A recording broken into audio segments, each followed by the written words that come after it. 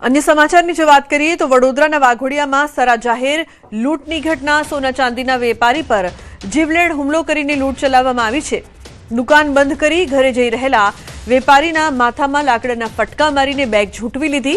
Town बजारमां वेपारीने निशान बनावीने 3 लूंटारुओए लूंट चलावी। लूंटारुओ सोना चांदीना दागीना अने रोकड़ भरेली बेग लईने फरार थया हता। भागवा जता लूंटारुओनी बाइक गटરના ઢાંકણ સાથે અથડાતા ત્રણે નીચે પટકાયા હતા। પટકાઈ જવાની બીકે લૂંટારુઓ પોતાની બાઇક ઘટના સ્થળે જ મૂકીને નાસી છૂટ્યા હતા।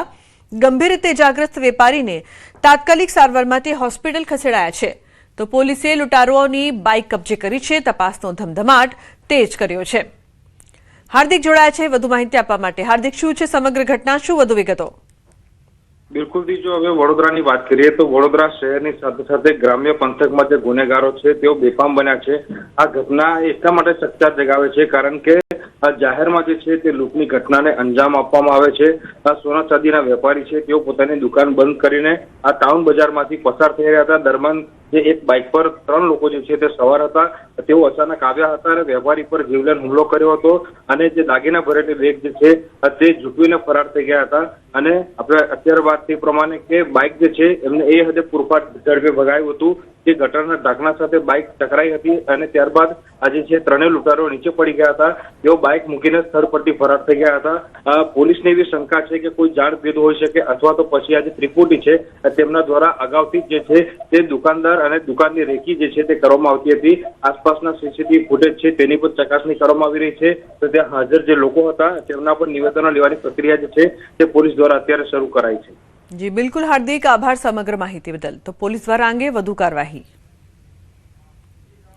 પંજાબમાં રૂવાડા ઉભા કરી દે તેવો ગમખ્વાર અકસ્માત સીસીટીવીમાં કેદ થયો છે, જેમાં પિકઅપ અને ઈ રિક્ષા વચ્ચે એટલી જોરદાર ટક્કર થઈ કે ઈ રિક્ષાના ટુકડે ટુકડા થઈ ગયા। તો રિક્ષામાં બેઠેલા 3 લોકોના સ્થળ પર જ મોત થયા। અબોહરમાં રામસરા ગામ નજીક એક પિકઅપ અને ઓટો રિક્ષા વચ્ચે ટક્કર થઈ હતી। ટક્કર એટલી ગંભીર હતી કે રિક્ષાના 4 ટુકડા થઈ ગયા હતા અને તેમાં સવાર લોકો હવામાં ઘણા ફૂટ ઉછળી ગયા, જેમાં એક બાળકી સહિત 3 લોકોના મોત થયા છે। એક છોકરી અને તેની માતા પણ ઘાયલ થયા છે। ઈ રિક્ષા ચાલકનું પણ ઘટના સ્થળે જ મૃત્યુ થયું છે। એક કાર ચાલકે તાત્કાલિક ઘાયલોને સારવાર માટે હોસ્પિટલમાં ખસેડ્યા છે। તો પોલીસે ઘટના સ્થળે પિકઅપ ચાલકની ધરપકડ કરી હોવાનું જાણવા મળ્યું છે। ગમખ્વાર અકસ્માતમાં 3 લોકોના મોત થયા છે। કમકમાટીભરી આ ઘટના છે અકસ્માતની, જે સીસીટીવીમાં કેદ થઈ છે। રિક્ષામાં સવાર લોકો હવામાં ફંગોળાયા હતા। ઉલ્લેખનીય છે કે રૂવાડા ઉભા કરી દે તેવો અકસ્માત સીસીટીવીમાં કેદ થયો છે। રાજસ્થાનમાં એક ટોલ બૂથ પર અકસ્માતનો બનાવ સીસીટીવીમાં કેદ થયો છે। એક ટ્રક સાથે અથડાયા બાદ આખો ટોલ બૂથ કાર પર તૂટી પડ્યો। જયપુર ગ્રામ્યના કાલાડેરા વિસ્તારમાં એક ટોલ બૂથ પર અકસ્માત થયો હતો, જેમાં પ્લાયવુડ ભરેલો એક ટ્રક ટોલ બૂથ પર અથડાયો હતો અને ટક્કર એટલી જોરદાર હતી કે બૂથ તૂટી પડ્યો અને તેનો કાટમાળ બીજી લેનમાં પસાર થતી કાર પર પડ્યો હતો। અકસ્માતમાં કારને ભારે નુકસાન થયું છે। સદનસીબે કારનો ડ્રાઈવર બચી ગયો છે। ઘટના દરમિયાન ટોલ બૂથ પર ફરજ પરના કર્મચારી ઘાયલ થયા છે। તો ટોલ બૂથ પર અકસ્માતના આ દ્રશ્યો સીસીટીવીમાં કેદ। ટ્રકની ટક્કર આખો ટોલ બૂથ કાર પર તૂટી પડ્યો હતો।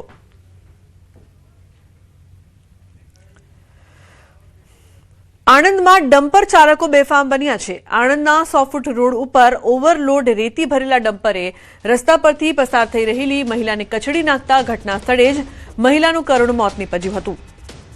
અકસ્માત સર્જ્યા બાદ ડમ્પર ચાલક ફરાર થઈ ગયો હતો। આ બનાવના પગલે વિસ્તારમાં ખળભળાટ મચ્યો હતો। અકસ્માત સ્થળે લોકોની ભીડ ઉમટી પડી હતી। ઘટનાની જાણ થતાં પોલીસ પણ તાત્કાલિક ઘટના સ્થળે પહોંચી હતી। આ તરફ સ્થાનિકોએ જણાવ્યું કે આ માર્ગ પર અવારનવાર બેફામ ડમ્પર ચાલકોના કારણે અકસ્માતની ઘટનાઓ બનતી રહે છે, જેને અટકાવવા કડક કાર્યવાહી જરૂરી છે। તો પોલીસે મહિલાના મૃતદેહને પોસ્ટમોર્ટમ માટે આણંદ સિવિલ હોસ્પિટલ ખાતે ખસેડ્યો છે અને ફરાર ડમ્પર ચાલકને ઝડપી પાડવા માટે કાર્યવાહી શરૂ કરી છે। ઉત્તર પ્રદેશમાં આરોપીને પકડવા ગયેલી પોલીસ ટીમ પર જ હુમલાનો વિડીયો વાયરલ થયો છે। બલિયામાં 2 યુવાનો વચ્ચે થયેલી મારામારીથી વિસ્તારમાં તણાવ ફેલાયો છે। ઘરમાં છુપાયેલા એક યુવાનને મારવાના બદલામાં ગુસ્સે ભરાયેલા ટોળાએ પોલીસ અધિકારીઓ પર હુમલો કર્યો અને વાહનને નુકસાન પહોંચાડ્યું।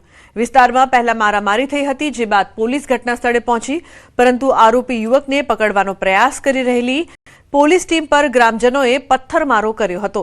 2 પોલીસ અધિકારીઓ ઘાયલ થયા અને ઇન્સ્પેક્ટરના વાહનને પણ નુકસાન થયું છે.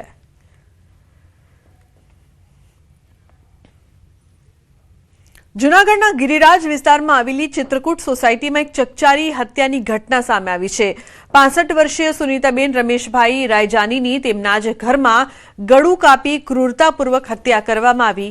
ઘટનાને પગલે સમગ્ર વિસ્તારમાં હડકંપ મચ્યો છે. બનાવની જાણ થતાં એસપી, ડીવાયએસપી, એલસીબી, એસઓજી અને B ડિવિઝન પોલીસની ટીમો ઘટના સ્થળે દોડી આવી હતી. પ્રાથમિક તપાસમાં લૂંટના ઈરાદે હત્યા થઈ હોવાની શક્યતા વ્યક્ત કરવામાં આવી રહી છે. મૃતક બનાવ સમયે ઘરમાં એકલા હતા. પરિવારજનોએ જ્યારે મૃતકને ફોન કર્યો અને ફોનનો જવાબ ન મળ્યો તો પાડોશીઓને ઘરે મોકલ્યા હતા, જ્યાં વૃદ્ધા લોહીલુહાણ હાલતમાં મળી આવ્યા હતા. પોલીસે સીસીટીવી અને ટેકનિકલ સર્વેલન્સના આધારે તપાસ શરૂ કરી છે. Junagadh B division police station વિસ્તારમાં આવેલ ગિરિરાજ નગર ચિત્રકૂટ સોસાયટીમાં આજે સાંજના સમયે જે બનાવ બન્યો તેમાં સુનીતાબેન રમેશભાઈ રાયજા 65 વર્ષના સિનિયર સિટીઝન હોય, સાંજના સમયે ઘરે એકલા હોય તેવા સમયે કોઈ અજાણ્યા શખ્સે તીક્ષ્ણ હથિયાર વડે ગળાના ભાગે ઈજા પહોંચાડેલ, જેના લીધે છે તે મરણ ગયેલા છે. હાલ પોલીસની ટીમો ઘટના સ્થળે છે અને મરણ ગયેલ મૃતકના જે PM માટે સિવિલ હોસ્પિટલમાં ખસેડવાની તજવીજ હાથ ધરેલી છે. મરણ જનારના પુત્રની ફરિયાદ લેવાની તજવીજ પોલીસ દ્વારા હાથ ધરેલ છે. જૂનાગઢના ગિરિરાજ વિસ્તારમાં આવેલા ચિત્રકૂટ સોસાયટીમાં રાત્રિના સમયે 65 વર્ષીય વૃદ્ધ મહિલાની હત્યા નિપજાવવાની ઘટના સામે આવી છે. આ જે મકાન આપ જોઈ શકો છો કે તે મકાનની અંદર નીચેનું જે રૂમ છે ત્યાં મહિલા એકલા ઘરની અંદર સૂતા હતા, ત્યારે 8 થી 9 વાગ્યાના અરસામાં આ ઘટનાને અંજામ આપ્યાનું હાલ પ્રાથમિક માહિતી મળી રહી છે. બીજી તરફ ઘટનાની જાણ થતાં જ એલસીબી, એસઓજી અને જુદી જુદી જે પોલીસની ટીમો છે, B ડિવિઝન પોલીસ સહિતની ટીમો હાલ સ્થળ પર દોડી આવી છે. ડીવાયએસપી પણ અહીં દોડી આવ્યા હતા અને તપાસનો ધમધમાટ શરૂ કરવામાં આવ્યો છે. જુદી જુદી જે ટીમો છે તેને બનાવવામાં આવી છે અને હાલ જે આરોપીઓની શોધખોળ છે તે પોલીસ દ્વારા શરૂ કરવામાં આવી છે. પ્રાથમિક એવું લાગતું હતું પ્રથમ કે જે ચોરીના ઈરાદા અથવા તો લૂંટના ઈરાદે હત્યા કરવામાં આવી છે, પરંતુ હાલ તે દિશામાં પણ તપાસ છે તે પોલીસ કરી રહી છે. અમાર બખાઈ, ન્યૂઝ 18 ગુજરાતી, જૂનાગઢ. સુરતમાં ડિજિટલ અરેસ્ટ ફ્રોડના આરોપીને જામીન ન મળતા કોર્ટમાં જ તબિયત લથડી. 1,47,00,000ની છેતરપિંડીના કેસમાં ઝડપાયેલ આરોપી કોર્ટરૂમમાં ચક્કર ખાઈને ઢળી પડ્યો. સુરત સાયબર સેલે અમદાવાદના ગોતા વિસ્તારમાંથી 37 વર્ષીય ઉર્જિત આનંદ કવિની ધરપકડ કરી હતી. 72 વર્ષીય વૃદ્ધને ડિજિટલ અરેસ્ટ કરી કરોડો રૂપિયા પડાવ્યાનો આરોપ છે. જામીન અરજી નામંજૂર થતા આરોપી માનસિક રીતે ભાંગી પડ્યો હોવાનું વકીલનું નિવેદન છે. કોર્ટમાંથી સીધા પોલીસ સુરક્ષા વચ્ચે આરોપીને સિવિલ હોસ્પિટલ ખસેડાયો છે.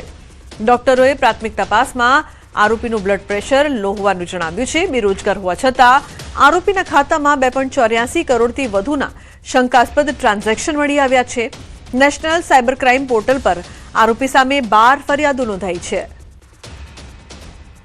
ઉલ્લેખનીય છે કે અમદાવાદના ગોતામાંથી સુરત સાયબર સેલે ઝડપ્યો હતો. બેરોજગાર હોવા છતાં કરોડો રૂપિયા ખાતામાંથી મળી આવ્યા.